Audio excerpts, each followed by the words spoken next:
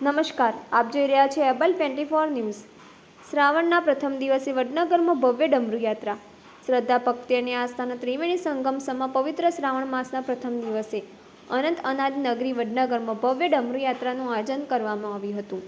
રાજ્યના નાયબ મુખ્યમંત્રી હર્ષ સંઘવીએ ડમરૂ વગાડીને યાત્રાનો પ્રારંભ કરાવ્યો હતો। આ પ્રસંગે તેઓ પણ ડમરૂ યાત્રામાં જોડાયા હતા। શર્મિષ્ઠા તળાવ ખાતેથી શરૂ થયેલી આ ડમરૂ યાત્રામાં અંદાજે 108 જેટલા ડમરૂ વાદકો જોડાયા હતા।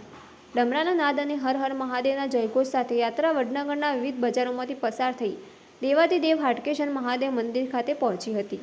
યાત્રા દરમિયાન સમગ્ર વડનગર શહેર શિવમય બની ગયું હતું અને ભક્તિમય માહોલ સર્જાયો હતો। હાટકેશ્વર મહાદેવ મંદિર ખાતે નાયબ મુખ્યમંત્રી હર્ષ સંઘવીએ પૂજન અર્ચન કરી હાટકેશ દાદાના આશીર્વાદ મેળવ્યા હતા।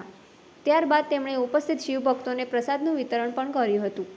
વડનગરને વિશ્વના પર્યટન નકશા પર મહત્વનું સ્થાન આપવાના પ્રયાસોના ભાગરૂપે પ્રવાસન વિભાગ દ્વારા શરૂ કરવામાં આવેલી હેરિટેજ રિક્ષાનો પણ આ પ્રસંગે ઉલ્લેખ થયો હતો। નાયબ મુખ્યમંત્રી હર્ષ સંઘવીએ હેરિટેજ રિક્ષામાં પ્રવાસ કરીને વડનગરના ઐતિહાસિક વારસાનો આનંદ માણ્યો હતો। આ પ્રસંગે હર્ષ સંઘવીએ જણાવ્યું હતું કે વડનગરના નાગરિકો દ્વારા આજથી સમગ્ર શ્રાવણ માસ દરમિયાન શહેરના અલગ અલગ વિસ્તારોમાં વહેલી સવારે પ્રભાત ફેરી સાથે ડમરૂ યાત્રાનું આયોજન કરવામાં આવશે।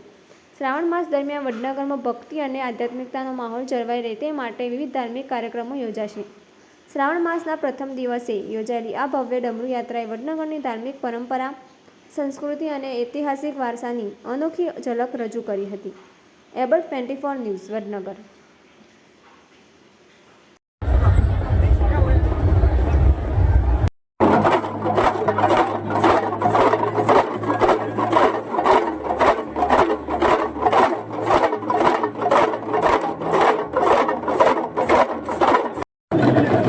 ડમરૂ વાદકો ત્રણ ત્રણની પેરમાં જવાનું છે, એ રીતે ગોઠવાઈ જશે।